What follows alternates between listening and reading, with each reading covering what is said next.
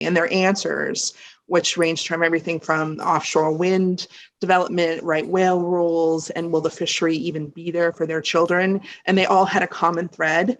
Even though they didn't all feel like it to start off with, they're all under the umbrella of climate change. Jenna, if you want to understand a lot of these issues that this series explores, you have to understand at the start what is happening with the temperature in the Gulf of Maine. What is happening with the water temperature? The Gulf of Maine is one of the fastest warming bodies of water on Earth. Even as we were on the island tracking what was happening to these humans caught in the crosshairs, you had a buoy offshore just a couple miles from the island that was recording some of the highest temperatures that had ever been captured in these waters. You write that as the water has warmed since 1974, the lobster habitat has shifted 110 miles to the north, and it's now moving at the rate of 40 miles a decade.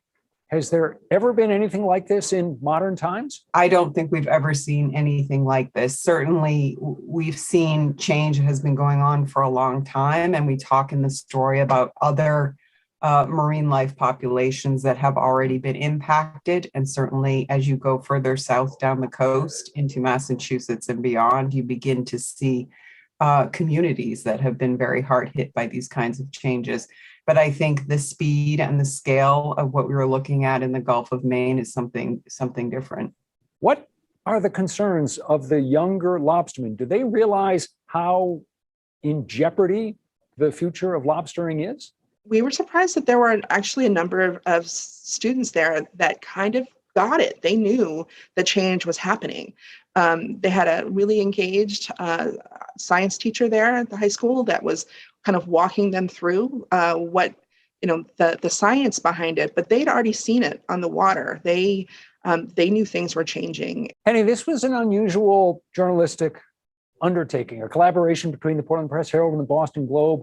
You both spent substantial amount of time on the island, a real commitment in that regard. What was it like reporting this story? One of the things that you dream about as a reporter, having the kind of time to interview so many people. I mean, I think that the final tally was that we had, 103 lobstermen on Vinyl Haven that we interviewed. There's only a 200 boat fleet. So we talked to over half of them. Sometimes I think they were kind of like, when are you leaving? But most of it, I think they appreciated the investment in time. Jenna, this was certainly a different kind of assignment for you. What was the experience like of spending that time on Vinyl Haven and telling this story? I was so thrilled to find my way back to Maine after many years, having started out my career there at the Bangor Daily News and coming to love the place and its people. Even if this was a world that a reader had never been to and could barely imagine, we can show that these are people, real people grappling with problems that are like the problems that we all have to confront in a time of climate change. So I was tremendously grateful to have this chance. In the end, what you've told here is, yes, it's a story about lobsters, but really it's a story about people, right? Absolutely right. People confronted with overwhelming change that is coming at them faster than they can really manage to grapple with.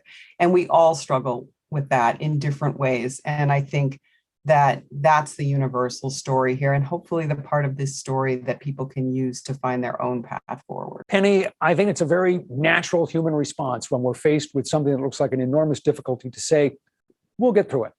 We'll make it through to the other side.